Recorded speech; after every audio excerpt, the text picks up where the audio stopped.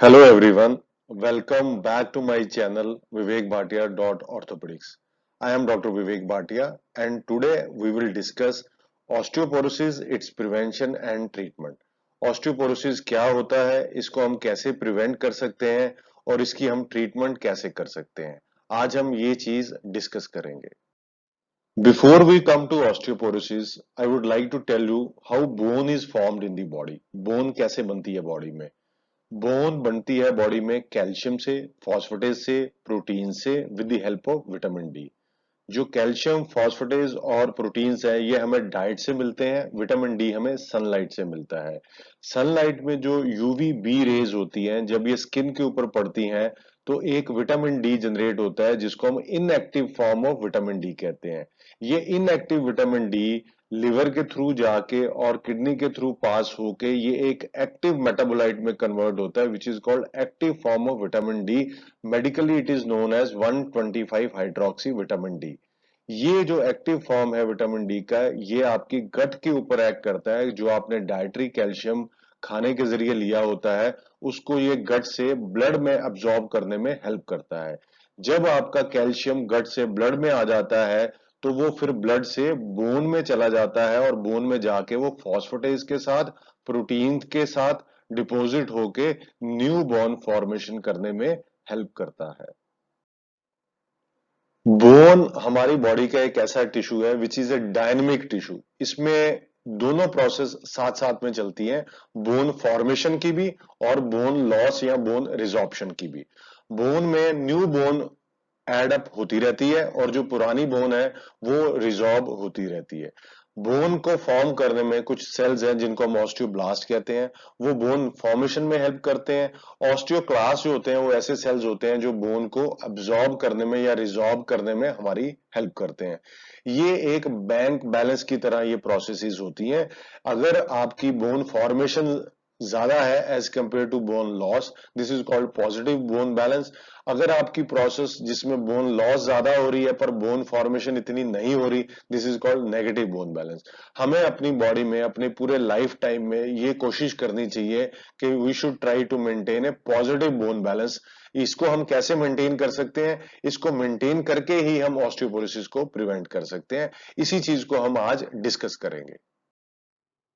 Coming to the definition of osteoporosis. Osteoporosis में जो bones produce होती हैं वो है सॉफ्ट बोन्स. ऑस्टियोपोरोसिस का एग्जैक्ट मीनिंग ही सॉफ्ट बोन्स या पोरस बोन्स है. इसमें क्या होता है कि आपकी बॉडी में जो दोनों प्रोसेसेस चल रही हैं, बोन फॉर्मेशन की और बोन लॉस की, जब बोन फॉर्मेशन की प्रोसेस स्लो हो जाती है, बोन लॉस की प्रोसेस फास्ट हो जाती है, तो जो बोन की क्वालिटी प्रोड्यूस होती है वो इतनी अच्छी नहीं होती और टोटल बोन का जो मास है वो भी कम हो जाता है. So that produces low bone mass with a bone quality which is a compromise quality. ये बोन जो है वो ब्रिटल होती हैं और ये बोन्स में फ्रैक्चर होने का रिस्क काफी रहता है even with a little injury.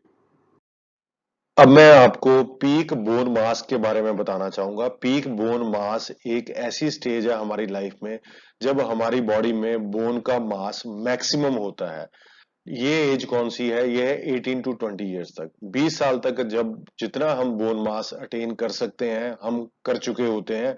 उसके बाद बोन की जो प्रोसेस है फॉर्मेशन और लॉस की वो कांस्टेंट रहती है till the age of 30. After 30 जो है बोन लॉस की प्रोसेस जो है वो फास्ट हो जाती है और ये प्रोसेस जो है सारी लाइफ लॉन्ग चलती रहती है.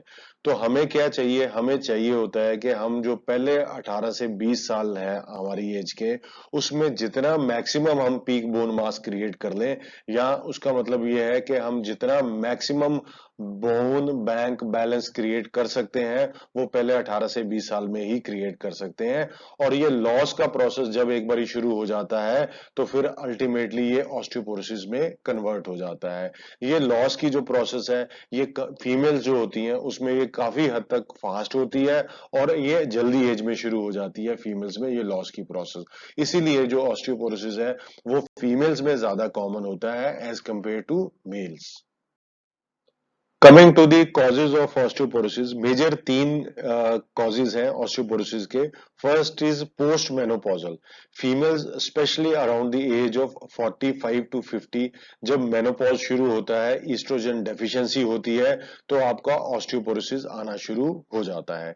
सेनाइल कॉजेज, इसमें जब आपकी एज 65 से ऊपर हो जाती है, तो आपकी बॉडी में विटामिन डी की जो प्रोसेस है फॉर्मेशन की, वो कम हो जाती है, और कैल्शियम जो है वो गट से अब्सॉर्ब नहीं होता, वो बोन्स तक नहीं जाता, और बोन फॉर्मेशन की प्रोसेस स्लो हो जाती है और ऑस्टियोपोरोसिस आना शुरू हो जाता है। सेकेंडरी कॉजेज में कुछ डिजीजेस ऐसी हैं, क्रोनिक डिजीजेस, जैसे कि रोमेटॉइड आर्थराइटिस, थायरोटॉक्सिकोसिस और लिवर डिजीजेस, इनके कारण भी ऑस्टियोपोरोसिस आ सकता है। कुछ मेडिसिन ऐसी हैं जो कुछ बीमारियों में हम लेते हैं, जैसे कि हार्ट के लिए ब्लड थिनर्स लेते हैं, थायराइड के लिए थायराइड हार्मोन्स लेते हैं, ये मेडिसिन भी ऑस्टियोपोरोसिस कॉज कर सकती हैं। What are the risk factors that make us prone for getting osteoporosis? सबसे पहले फीमेल जेंडर, फीमेल्स में ये ऑस्टियोपोरोसिस की प्रोसेस जल्दी शुरू हो जाती है और काफी फास्ट होती है एज कंपेयर टू मेल्स। अगर आपकी एज 65 से ज्यादा है, तो भी आप में ऑस्टियोपोरोसिस के आने की रिस्क जो है वो बढ़ जाता है। अगर आपका लो पीक बोन मास है, जैसे मैंने पहले बताया, अगर 18 टू 20 इयर्स तक आपने जो मैक्सिमम बोन मास अटेन किया है वो कम है, तो आप ऑस्टियोपोरोसिस की रिस्क कैटेगरी में आ जाते हैं। अगर आप स्मोक करते हैं, अगर कैल्शियम और विटामिन डी की डेफिशिएंसी है डाइट में, तो भी आपको ऑस्टियोपोरोसिस का रिस्क रहता है। कुछ डिजीजेस ऐसी हैं, जैसे कि rheumatoid arthritis, thyrotoxicosis, liver diseases, जिनमें ऑस्टियोपोरोसिस के आने की रिस्क काफी हद तक रहता है। कुछ मेडिसिन ऐसी हैं जो आपको प्रोन करती हैं फॉर गेटिंग ऑस्टियोपोरोसिस, जैसे कि स्टेरॉइड्स हैं, थायराइड के लिए जो थायरॉक्सिन हार्मोन्स यूज करते हैं हम, उनसे भी ऑस्टियोपोरोसिस आने का खतरा रहता है। अगर आपका लाइफस्टाइल सीडेंट्री है, इसका मतलब आप कोई एक्सरसाइजेज नहीं करते, कोई वेट बेरिंग एक्सरसाइज नहीं करते, उसके कारण भी ऑस्टियोपोरोसिस आने का रिस्क बढ़ जाता है। ये सारे कारण जो रिस्क फैक्टर्स हैं, अगर ये हमारे माइंड में रहते हैं, हमें ये पता होते हैं कि कौन कौन से रिस्क फैक्टर्स हैं जो इसके कारण ऑस्टियोपोरोसिस आ सकता है, तो इनको इनको काफी हद तक इसको प्रिवेंट करके हम ऑस्टियोपोरोसिस को भी प्रिवेंट कर सकते हैं, अगर हमें ये रिस्क फैक्टर्स पता है। ऑस्टियोपोरोसिस का जो कॉमनेस्ट रिस्क फैक्टर है वो है कैल्शियम और vitamin D deficiency. Calcium deficiency कैसे आती है? कैल्शियम डेफिशिएंसी आती है अगर डाइट में आपका कैल्शियम का इनटेक कम है। सेकंड, अगर गट से आपका कैल्शियम जो है अब्सॉर्ब नहीं हो रहा, ज्यादा करके ये अब्सॉर्प्शन ना होने की प्रोसेस जो है वो इसलिए होती है क्योंकि विटामिन डी डेफिशिएंसी भी कैल्शियम डेफिशिएंसी के साथ कॉमन होती है। सो विटामिन डी डेफिशिएंसी क्यों कॉमन होती है? विटामिन डी डेफिशिएंसी इसलिए कॉमन होती है क्योंकि हमारा सन का एक्सपोजर जो है वो बहुत कम होता है। जो सन लाइट में जो रेज होती है, जिसको हम यूवीबी रेज कहते हैं, ये मैक्सिमम होती है जब टाइम पीरियड होता है सुबह 10 बजे से लेकर दोपहर के 3 बजे तक। ये एक ऐसा टाइम पीरियड है जिसमें हम बाहर सन से एक्सपोज नहीं होते। Most of the time we are in our offices, या हम अगर बाहर भी जा रहे होते हैं तो हम पूरी तरह से कवर्ड होते हैं, हमारी स्किन का ज्यादा करके पार्ट सनलाइट पे एक्सपोज नहीं होता। कुछ लोग बाहर जाते हैं, धूप में जाते हैं, तो सनस्क्रीन यूज करते हैं, उसके कारण भी यूवी बी रेज लाइट जो होती हैं वो आपकी स्किन के ऊपर विटामिन डी प्रोड्यूस नहीं कर पाती। अगर हम कुछ ऐसे सिटीज में रहते हैं जहां पे पोल्यूशन ज्यादा है, तो भी आपकी यूवी बी राइज लाइट्स जो है, जो रेज है, वो आपकी स्किन तक नहीं पहुंच पाती, और आपका विटामिन डी आपके स्किन से क्रिएट नहीं होता। जैसे जैसे हम एज करते हैं, वैसे वैसे हमारी स्किन की जो कैपेसिटी है विटामिन डी को बनाने की, वो कम होती जाती है, जिसके कारण भी विटामिन डी डेफिशिएंसी आती है। जब विटामिन डी डेफिशिएंसी आती है, तो कैल्शियम भी आपकी बॉडी में से अब्सॉर्ब नहीं होता। इन दोनों डेफिशिएंसीज के कारण जो है वो ऑस्टियोपोरोसिस आ जाता है। विटामिन डी डेफिशिएंसी को हम कैसे डिटेक्ट कर सकते हैं? विटामिन डी डेफिशिएंसी को डिटेक्ट करने के लिए हम ब्लड टेस्ट कराते हैं। ब्लड में 25 hydroxy vitamin D level check करते हैं। अगर आपके ब्लड के लेवल जो है 30 से नीचे होते हैं, तो विटामिन डी डेफिशिएंसी है। अगर 30 से 100 है, तो इनको हम नॉर्मल मानते हैं। कुछ पेशेंट्स जो है विटामिन डी को एक्सेस में लेते हैं, जब वो एक्सेस में लेते हैं तो विटामिन डी टॉक्सिसिटी भी हो सकती है। अगर आपके ब्लड के लेवल्स 150 से ज्यादा ज्यादा है तो इसको हम विटामिन डी की टॉक्सिसिटी कहते हैं। तो इसलिए बड़ा इंपॉर्टेंट है कि आप अपने ब्लड के जो लेवल्स है विटामिन डी के वो नॉर्मल रेंज में रखिए, और नॉर्मल रेंज जो रहती होती है वो यूजुअली 30 टू 100 के बीच में होती है। ऑस्टियोपोरोसिस के कॉजेज और रिस्क फैक्टर डिस्कस करने के बाद अब हम सिम्टम्स में आते हैं कि ऑस्टियोपोरोसिस के सिम्टम्स क्या है। यूजुअली ऑस्टियोपोरोसिस को हम साइलेंट डिजीज कहते हैं। इसका मतलब यह है कि इसमें कोई भी सिम्टम्स नहीं होते। मोस्ट ऑफ द टाइम जो पहला सिम्टम आता है पेशेंट में वो होता है फ्रेजिलिटी फ्रैक्चर्स। फ्रेजिलिटी फ्रैक्चर्स वो फ्रैक्चर्स होते हैं जिसमें आपको चोट नहीं लगती या बड़ी हल्की सी चोट लगती है। These are the fractures with minimal और नो ट्रॉमा। जब आपके वर्टिब्रास फ्रैक्चर होते हैं, vertebral fracture is very common in osteoporosis. जब आपके मन के या वर्टिब्रा फ्रैक्चर होते हैं तो आपको बैक एक आती है। जब आपके वर्टिब्रा फ्रैक्चर्स हो जाते हैं तो आपकी टोटल हाइट भी जो है वो कम हो जाती है, और आपका पोस्चर जो है वो आगे झुका हुआ या जिसको हम स्टूव्ड पोस्चर कहते हैं वो हो जाता है, क्योंकि आपके वर्टिब्रा कंप्रेस होने के बाद एक आग की शेप ले लेते हैं, जिसके कारण आपका पोस्चर जो है वो आगे झुका हुआ हो जाता है। ये काफी चीज कॉमन है जो हम ओल्ड पेशेंट्स में देखते हैं।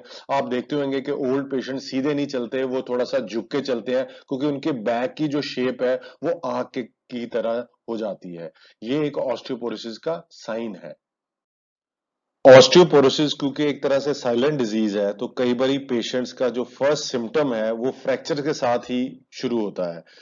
होता क्या है कि पेशेंट्स घर पे स्लिप करते हैं और थोड़ी सी हल्की सी चोट लगती है, या कुछ पेशेंट्स आगे झुकते हैं कोई चीज उठाने के लिए तो उनको बैक में पेन आनी शुरू हो जाती है। जब वो आते हैं हॉस्पिटल में तब उनका हम एक्सरेज करवाते हैं, तो एक्सरे में हमें कई बार वर्टिबल फ्रैक्चर्स मिलता है। तो हम पेशेंट से पूछते हैं कि आपको कोई चोट तो नहीं लगी। वो कहते हैं कि नहीं, मेरे को कोई चोट नहीं लगी, मैंने थोड़ा सा आगे झुकने की कोशिश की, उसके बाद मेरे को बैक में पेन हुई, और एक्सरे में वर्टिबल फ्रैक्चर्स की तरह प्रेजेंट करते हैं। ये एक ऑस्टियोपोरोटिक फ्रैक्चर है, इसी को ही हम फ्रेजिलिटी फ्रैक्चर कहते हैं।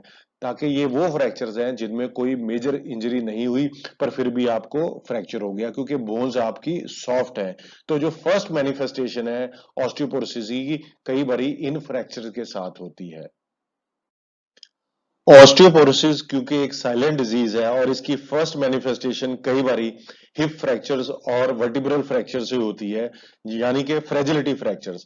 इन फ्रैक्चर्स को प्रिवेंट करना बड़ा इंपॉर्टेंट है, क्योंकि ये फ्रैक्चर जो है एक लाइफ चेंजिंग इवेंट हो सकते हैं आपकी लाइफ में। क्योंकि वर्टिब्रल फ्रैक्चर्स के लिए भी कई बारी सर्जिकल प्रोसीजर की जरूरत पड़ती है, और हिप फ्रैक्चर जो एल्डरली है उनमें जब होते हैं ऑस्टियोपोरोसिस के कारण, तो उनको treat most of the time surgical procedure से ही किया जाता है। तो अगर हम ऑस्टियोपोरोसिस को जल्दी डायग्नोज कर लेते हैं तो काफी हद तक हम पेशेंट्स को इन फ्रैक्चर से बचा सकते हैं। ऑस्टियोपोरोसिस को डायग्नोज करने के लिए हम कुछ ब्लड इन्वेस्टिगेशंस कराते हैं और कुछ स्कैन कराते हैं, जिसको हम डेक्सा स्कैन कहते हैं। ब्लड इन्वेस्टिगेशन में हम कैल्शियम लेवल्स और विटामिन डी लेवल्स चेक करते हैं। मोस्ट ऑफ द केसेस में ये दोनों लेवल्स कम होते हैं, पर कई बार ऑस्टियोपोरोसिस में ये दोनों लेवल्स नॉर्मल भी हो सकते हैं। लिवर डिजीजेज और किडनी डिजीजेज को रूल आउट करने के लिए कई बारी किडनी और लिवर डिजीजेज भी सेकेंडरी ऑस्टियोपोरोसिस कर सकते हैं, उसके लिए हम ये दोनों टेस्ट कराते हैं। कुछ थायराइड डिजीजेज हैं जैसे कि थायरोटॉक्सिकोसिस, ये भी ऑस्टियोपोरोसिस कॉज कर सकते हैं। इनको डायग्नोज करने के लिए हम थायराइड फंक्शन टेस्ट कराते हैं। पीटीएच लेवल, पैराथ्रोमोनस लेवल जो है वो भी बड़ा इंपॉर्टेंट पार्ट है ऑस्टियोपोरोसिस के वर्कअप का। सबसे इंपॉर्टेंट जो है वो है डेक्सा स्कैन। डेक्सा स्कैन के जरिए हम हिप और स्पाइन के ऊपर एक टी स्कोर का जो है रिजल्ट वो निकालते हैं। इससे हमें यह पता चलता है कि ऑस्टियोपोरोसिस है कि नहीं। इसको डायग्नोज करने के लिए, ऑस्टियोपोरोसिस को डायग्नोज करने के लिए सबसे इंपॉर्टेंट इन्वेस्टिगेशन जो है वो डेक्सा स्कैन है, और सबसे इंपॉर्टेंट टी स्कोर है। नॉर्मल टी स्कोर आपका -1 से ज्यादा होता है। अगर आपका टी स्कोर -1 टू -2.5 है तो इसको हम माइल्ड ऑस्टियोपोरोसिस या ऑस्टियोपीनिया कहते हैं। अगर आपका टी स्कोर -2.5 से भी कम है तो इसको हम ऑस्टियोपोरोसिस कहते हैं। अगर आपका स्कोर -2.5 से भी कम है और आपके उसके साथ एसोसिएटेड कोई फ्रेजिलिटी फ्रैक्चर जैसे कि हिप फ्रैक्चर या वर्टिब्रल फ्रैक्चर है, तो इसको हम सीवियर ऑस्टियोपोरोसिस की कैटेगरी में डेजिग्नेट करते हैं। तो ऑस्टियोपोरोसिस का डायग्नोसिस बनाना बड़ा इंपॉर्टेंट है। अगर हम इसका डायग्नोसिस अर्ली स्टेज पे बना लेते हैं तो इसको हम ट्रीट करके हिप फ्रैक्चर्स और स्पाइनल फ्रैक्चर से काफी हद तक उससे बच सकते हैं। DEXA is an important investigation to diagnose osteoporosis, but we don't send every patient for DEXA scan. कौन से पेशेंट्स हैं जिनको DEXA स्कैन के लिए जाना चाहिए? All females above the age of 65 years and men above the age of 70 years. Females and men less than 65 years of age but जिनमें कोई ना कोई रिस्क फैक्टर एसोसिएटेड है, उनको भी DEXA स्कैन के लिए जाना चाहिए।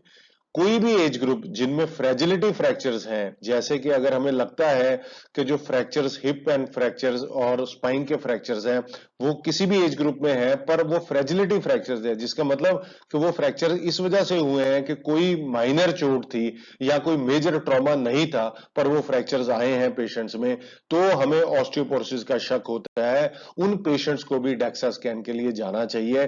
डेक्सा स्कैन करा के हम इन पेशेंट्स को ऑस्टियोपोरोसिस के लिए जल्दी डायग्नोज कर सकते हैं और जल्दी इनकी ट्रीटमेंट कर सकते हैं। डायग्नोसिस ऑफ ऑस्टियोपोरोसिस के बाद हम आते हैं ट्रीटमेंट ऑफ ऑस्टियोपोरोसिस के ऊपर। ट्रीटमेंट का मेन गोल रहता है कि हमें ऑस्टियोपोरोटिक फ्रैक्चर जो होते हैं उनको प्रिवेंट करना है। इसके लिए हम दो पार्ट्स में डिवाइड करते हैं ट्रीटमेंट को, एक रूटीन पार्ट और एक एंटी ऑस्टियोपोरोटिक मेडिकेशन।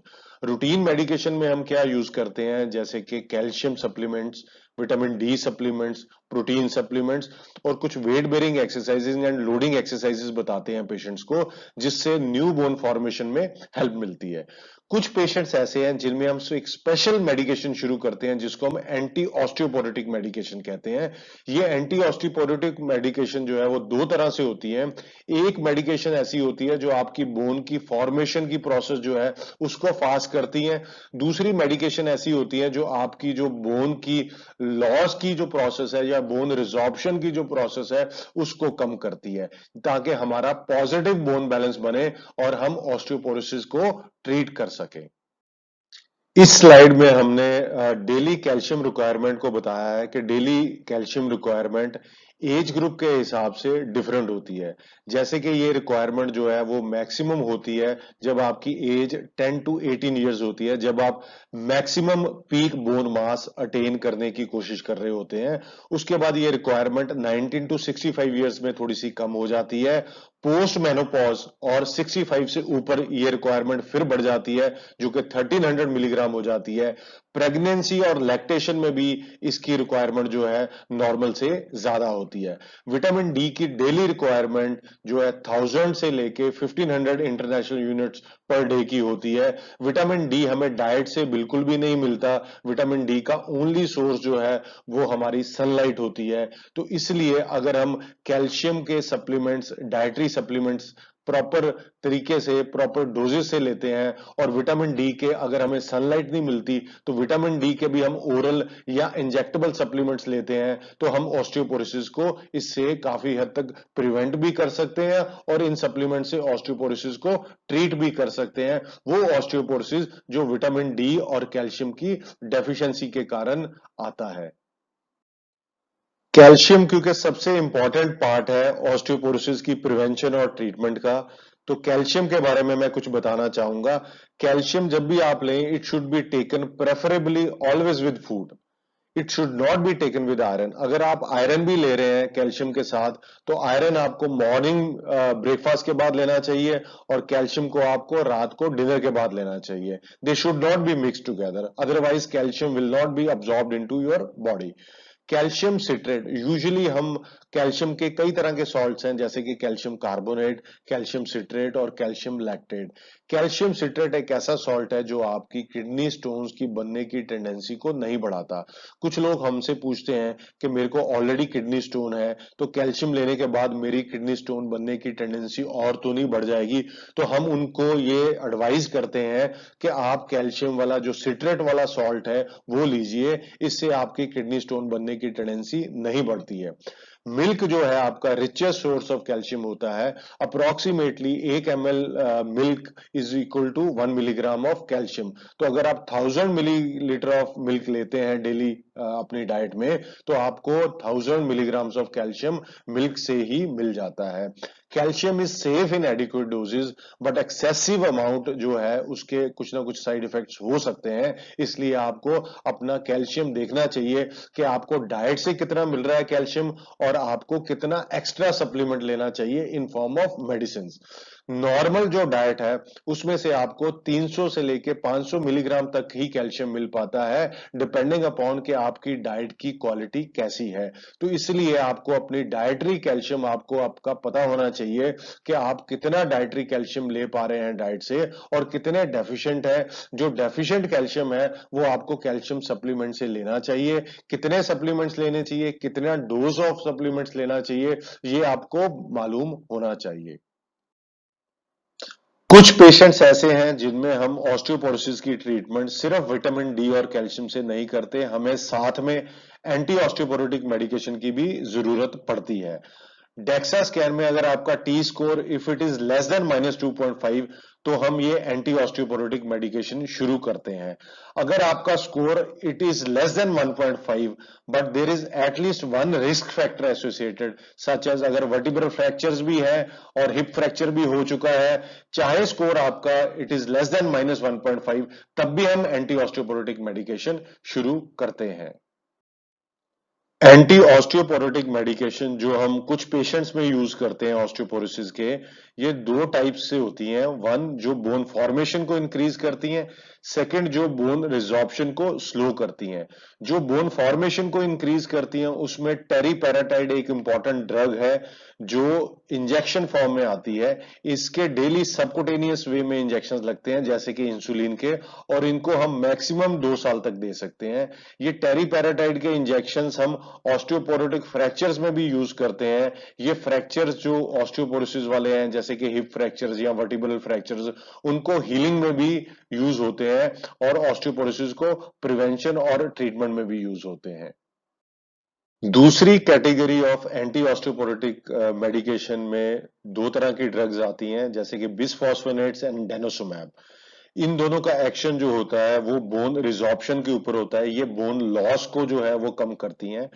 बिसफॉस्फोनेट्स जो है इनको हम ओरल फॉर्म में भी यूज कर सकते हैं और इंजेक्टेबल फॉर्म में भी। ओरल जो टैबलेट्स हैं इनकी हम वीकली या मंथली यूज करते हैं, और इंजेक्शन इनके ईयरली यूज करते हैं। साल में एक इंजेक्शन की जरूरत पड़ती है। इनको हम मैक्सिमम 3 से लेके 5 साल तक दे सकते हैं।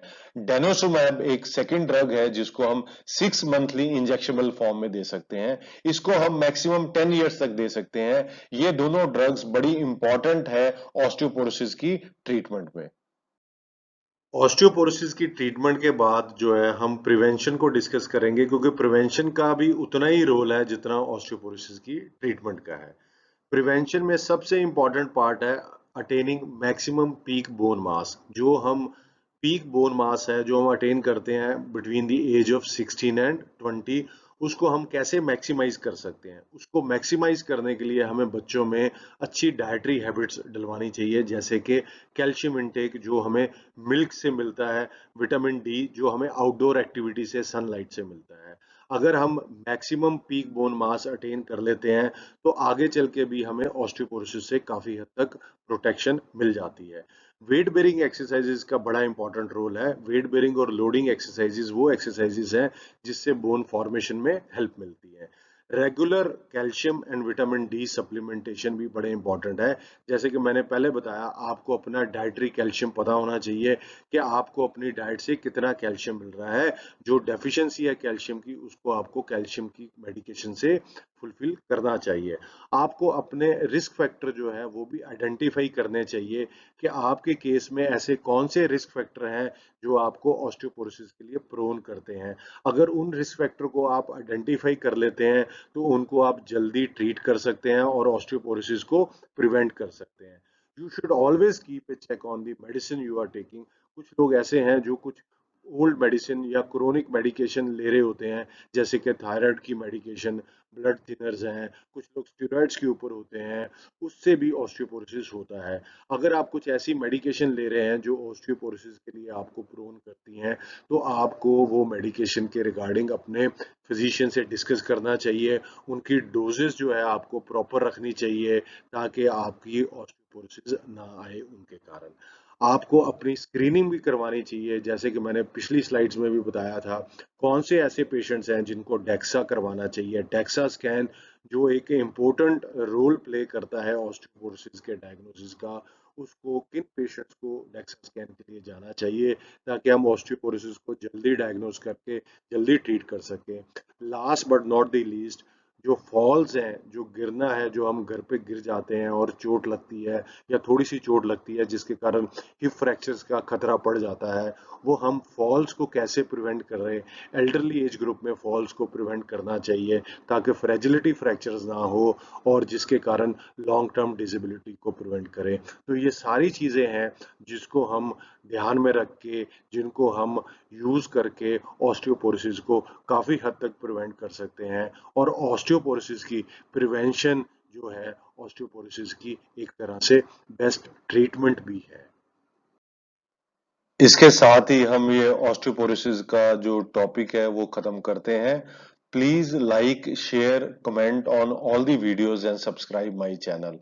अगर आपके कोई क्वेश्चंस हैं ऑस्टियोपोरोसिस के regarding, you can also contact me on my orthopaedic helpline and WhatsApp number given here. You can also contact me on my email ID given here. I hope you like this video and thank you everyone for watching.